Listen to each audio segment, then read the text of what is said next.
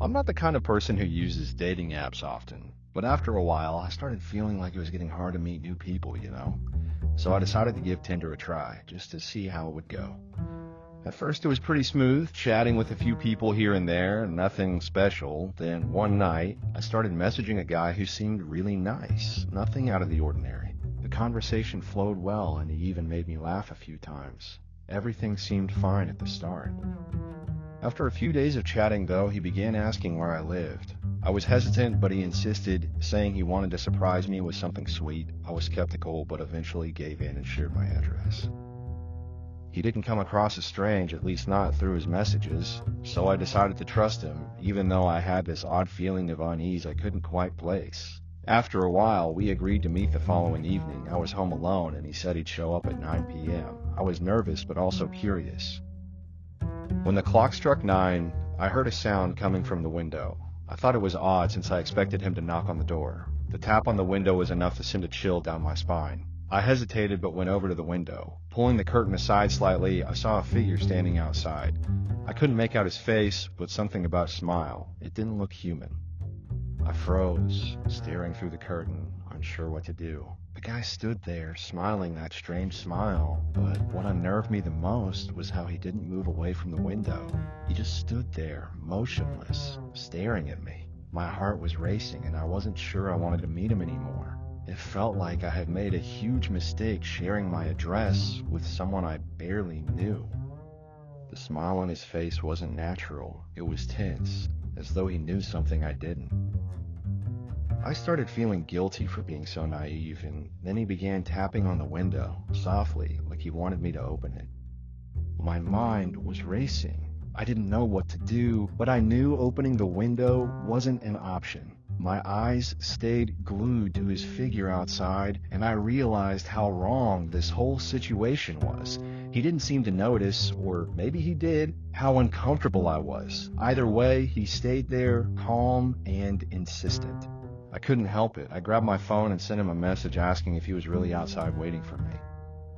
His reply came almost instantly, and it made my stomach drop. All he said was, "I'm waiting for you to open." That's when I felt the panic set in. How did he know I was inside, aware of him?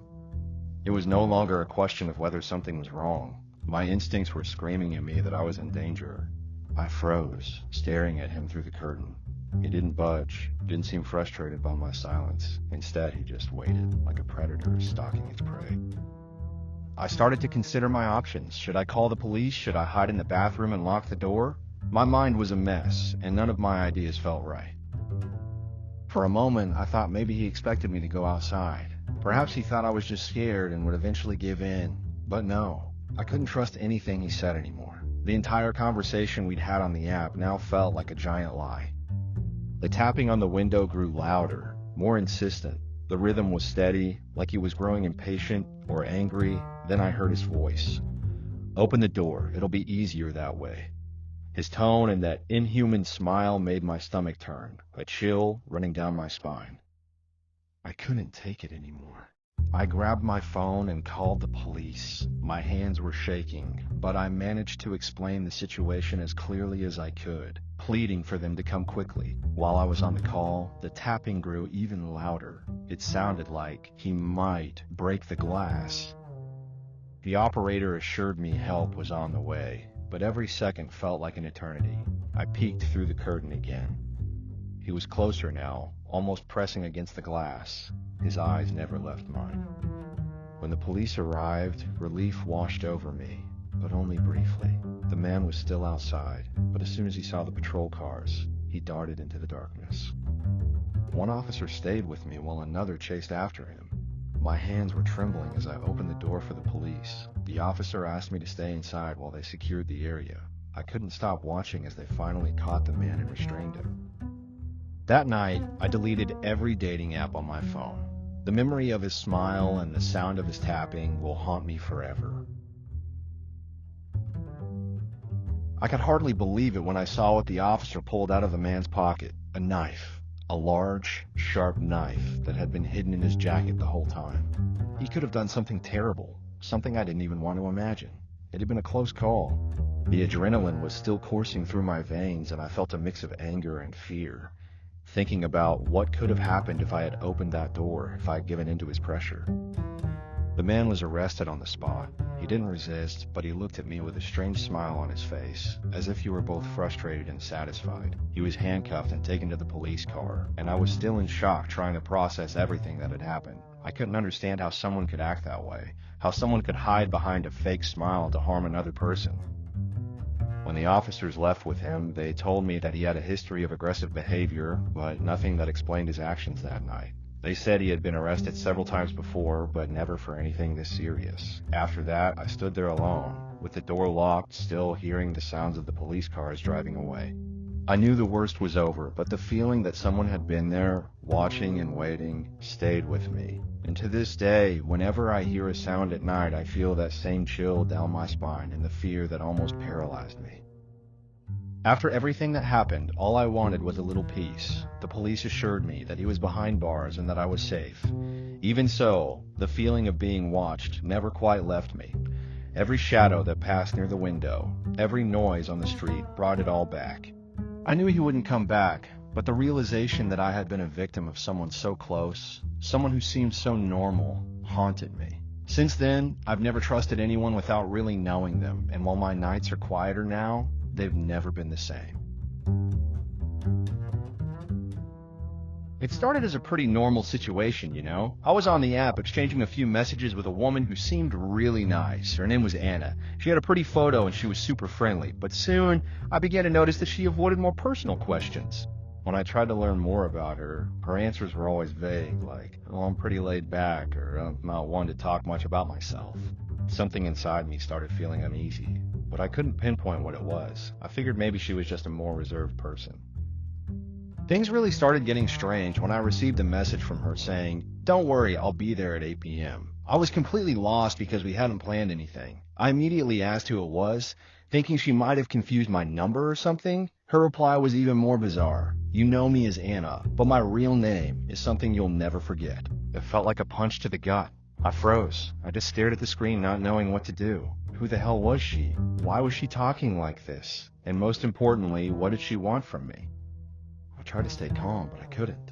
I got straight to the point, sending her multiple messages asking what she wanted, if this was some kind of joke, or if something was wrong. But there was no reply. With every passing minute, my heart beat faster. I started thinking it might be some kind of prank, one of those weird internet jokes, but I couldn't shake the feeling that something was off. The phrase, "something you'll never forget," kept echoing in my mind. At 8 p.m., just like she said, I started hearing knocks at the door. They were loud and firm, like someone who knew exactly where they were and wouldn't take no for an answer.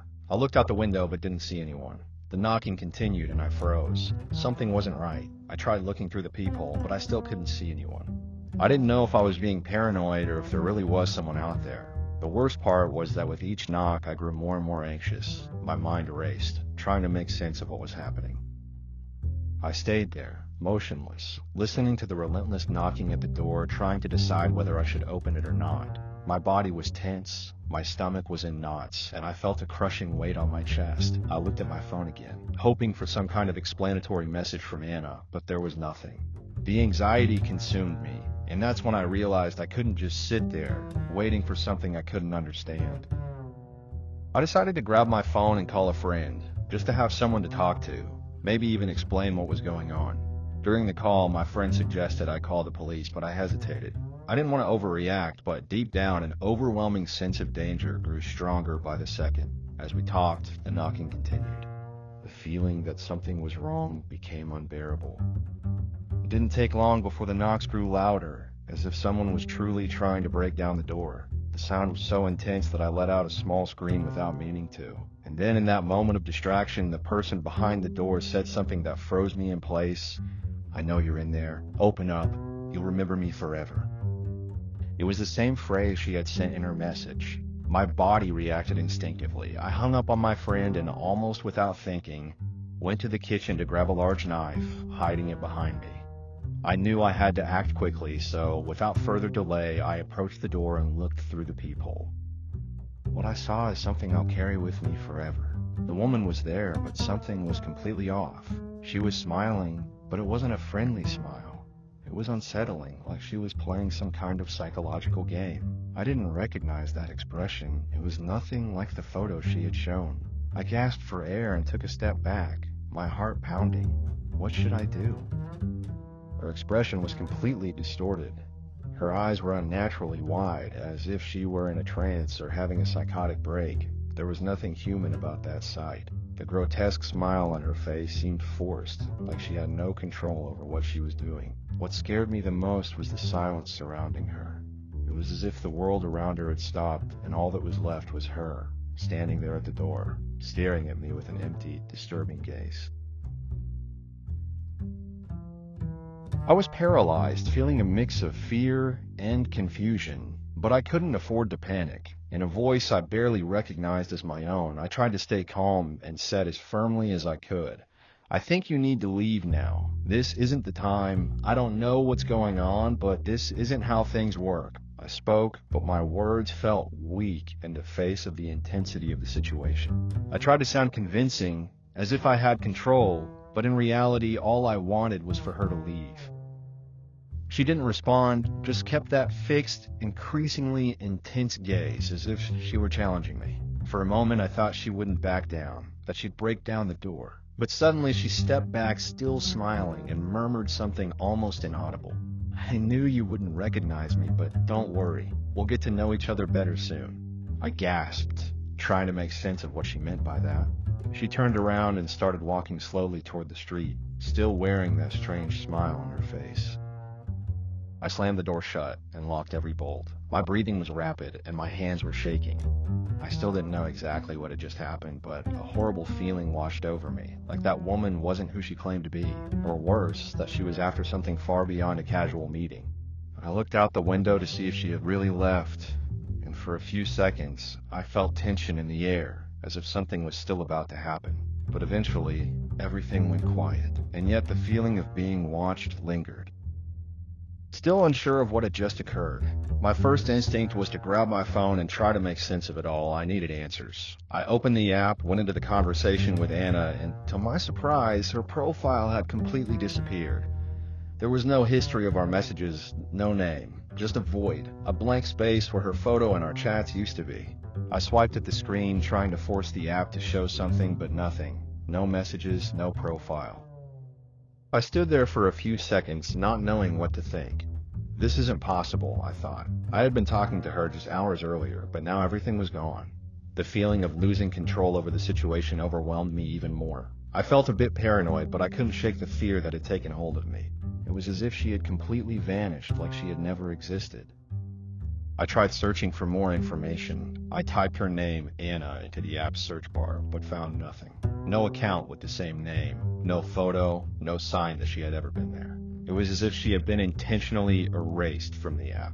What disturbed me even more was the thought that I might have fallen victim to some kind of trick or scam. But why? What did she want from me? And who was that woman, if she even was a woman? Still holding my phone, I started questioning whether that night had been a simple coincidence or if something much darker was at play. And what terrified me most was the thought that she might come back. Or worse, that she was already closer than I could imagine.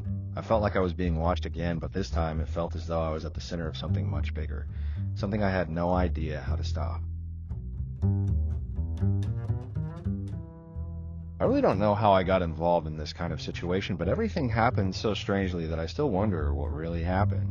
I had arranged to meet a girl at a restaurant in the city center. She seemed nice in the messages we exchanged. The conversation flowed well, but when she arrived at the restaurant, she was very late. I was already wondering if she had left or given up on the date, but when I saw her walking in, she seemed even more rushed than I was. She apologized quickly, sat down, and started talking nonstop, trying to change the subject right away. What really made me uncomfortable was that after a while, she started suggesting something strange, that our next date should be at my house. I thought, what do you mean already? I hadn't even gotten used to her presence yet, nor to the somewhat strange atmosphere that was in the air. The messages before seemed like they were from a calmer person, but now she was speaking so directly, even a little invasively, that it started to irritate me.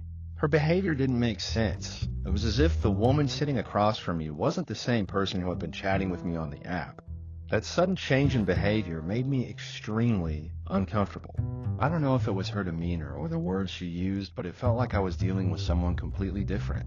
I tried to be polite, but I was already starting to feel suffocated, as if she were pushing for something more than I was willing to accept. When she kept insisting on coming to my house, I started to get really uncomfortable. I asked her why she was in such a hurry, why we couldn't just enjoy the dinner without rushing to the next step. She responded in a way I'll never forget, because you'll see, we'll be much happier this way. Her words echoed in my mind, as if something was wrong, like she was trying to force me into accepting something I wasn't ready for. After we paid the bill and left the restaurant, she didn't stop. The conversation was weird. She was dissatisfied with the idea of leaving, and she insisted even more on following me to my house. The atmosphere became tense, and I started to get nervous, but I tried to stay firm. I told her that I really didn't want to continue with this and that I didn't think it was a good idea. I think it's better for us to go our separate ways and not see each other again. Suddenly, she fell silent. I thought she would just accept it and leave, but instead, she stopped in the middle of the street and started crying. It wasn't normal crying, it seemed uncontrolled, like she was having a breakdown. She looked at me with a lost expression, mixed with anger and frustration, and began shouting, saying I was ruining everything. It was as if the woman I had met in the messages had completely disappeared, and in her place was someone completely out of control, trying to force me into something I couldn't understand. I stood there not knowing what to do. I didn't know whether to try to help or just walk away. What made me even more uncomfortable was the fact that in the middle of the crying, she started calling me names I had never heard before. They weren't affectionate nicknames or normal expressions of frustration, but words that seemed more accusatory, as if she was blaming me for something I didn't even know what it was. More and more, she got closer to me, and the more I backed away, the more she tried to follow. I was starting to panic, not knowing what to do to get out of this situation. I wanted to leave, but she seemed determined to keep following me. The tension kept rising, and I started thinking that if I didn't do something now, it could get even worse. When she tried to grab me, I jumped to the side, and for a moment, I looked her in the face. There was something in her eyes that was completely different from the person I had been talking to. Something I couldn't identify, but it made me feel an urgency to get out of there. It was a mixture of desperation, anger, and obsession. I was starting to really feel scared. The situation no longer seemed like something that could be controlled with just a conversation. I knew that if I didn't leave immediately, things could take a much darker turn. So, without thinking twice, I turned my back and started walking quickly toward my car. She screamed behind me, but I didn't look back. I didn't want to know what else she had to say. I knew I had to leave. I had to escape the situation before it got worse. When I finally reached the car, I quickly got in and started the engine. I looked in the rearview mirror, and for a second, I thought I'd see her running after me. But no, I didn't see anything. Just the empty street. The sense of relief was almost immediate, but at the same time, I knew something wasn't right. Those words of hers, that strange behavior, the sudden obsession, everything felt wrong. I couldn't even properly catch what she said as I was leaving, but somewhere in my mind, those words were still echoing. You won't get rid of me that easily. I didn't really know what that meant, but that night I realized that maybe I had escaped something much more serious than I imagined. I was starting to relax a bit. It seemed simple, but there was something much deeper in that. By blocking her, I felt like I was putting a wall between myself and an experience that left me with an irrational fear. The feeling that she could show up at any moment, that no matter how hard I tried, she would always be there in some dark corner of my life, ready to make everything crumble again. After blocking her, I kept trying unsuccessfully to erase any trace of her from my memory. But no matter how much I wanted to, something wouldn't leave my head. Her gaze, her unstable behavior, the desperation when she knocked on the window. It was like the terror of that night was still following me, watching me. Even with her out of my digital reach, I couldn't shake the feeling that she was still out there, waiting for the right moment to return.